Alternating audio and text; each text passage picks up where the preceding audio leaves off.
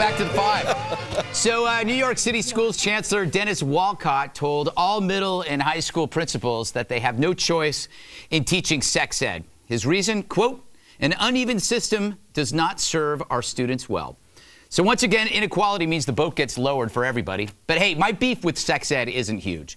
There's just one thing about it that experts never admit. How hilarious it is. Seriously, back in 5th grade, it was the funniest hour of my life. A priest taught it.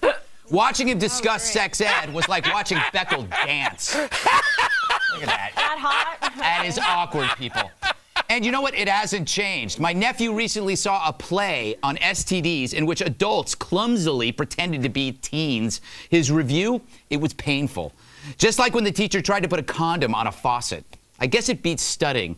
Now, we've been told how vital sex ed is, but I've never met a student who said, thanks to sex ed, my life is awesome.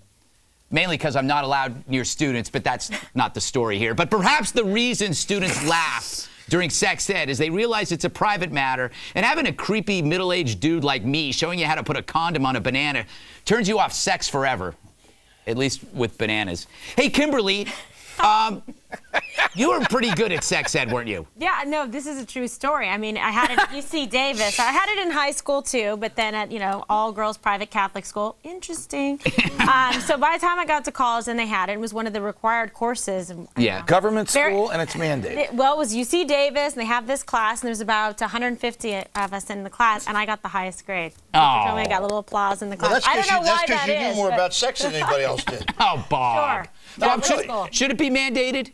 Of course it should be mandated. Let me just say, now you can be a substitute teacher now in the New York City school system. Look, there's a serious side to this. Please no. And that is that among Hispanics and blacks in the city of New York, the number of unwed mothers has gone up and up and up and up. And it may be that you don't necessarily need it for all the white boys and girls, but I tell you, I do think it does matter. Everybody needs it, Bob. Okay, well, yeah. I mean, I don't. I just think kids don't take it seriously, and they find it just stupid. That's my experience. They learn from their friends. They watch Viagra commercials starting at 4 years old. Yeah, Isn't it the responsibility of the parents that do this? I mean, the school can't teach basic math. Yeah. It's going to teach you sex ed, and it's going to force you to take this class. A lot of these kids don't have parents, Judge. And many of these teachers are too busy trying to pick up the students. Well, that's a whole other story. That's why you got to keep them off Facebook. This is, again, why I have a dog. What if they mandated sex ed for dogs? That would be, I mean, you can't. You got to take the subject a little bit more seriously. We are taking it seriously. No, you're not. I am, and I'll tell you why. Because I also taught sex ed. Okay, I'd have been in that class. When I taught junior high, yeah, I bet you would have been held after class for many reasons. Okay, but seriously, in the city not against his will. In the city of New York, the number of reported cases of Hispanic and African American youth is on the rise for HIV. So that is what this is in response to, and that's why Bloomberg is jumping in and saying that yes, there's curriculums within New York, okay, in the public school system that have it as part of it, but not everybody teaches it because it isn't mandatory. Here's the problem is when the ideology of the teachers union gets in here, and they talk about if something goes wrong, have an abortion. Sure. They're not interested in life. They're just interested in getting through the curriculum that the government wants. That is one of the, but that's what's fearful. The government I love you, Judge, but that's crazy. But I sense a segue here. You brought up abortion. I got to move on to the next story, Bob. Of course, there's a new test. All right, Bob. There's a new test that can tell the fetal sex at 7 weeks,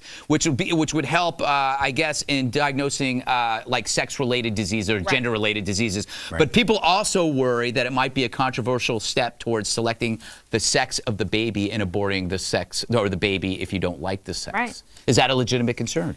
Of course it is. When you think about it, look at it just in other countries. Look at the preference for female babies in China. I mean, this is something that is real. You have people that are having late-term abortions because they find out what the sex of their child is. So for me, I mean, look, they're going to find this out early, between 5 to 7 weeks with 95% accuracy. 20 weeks, it goes up to 99. People will be doing this and finding it, especially when it comes to like family planning. I worry about it being abused. You meant to say that in China they try to not have girl children. They want boy children. Yeah, sorry, they want to have boys. Yeah, I think that's the thing that worries me. I think this will lead to more abortions. I do think it will be a question of choice about whether you want a boy or a girl. I don't like the idea of being told what tests you can have and not have. I agree with that. Right. On the other hand, I think that if I was convinced that it was really to get to to sex-related diseases, I would say this makes sense. But my guess is that people will abuse it and use it to...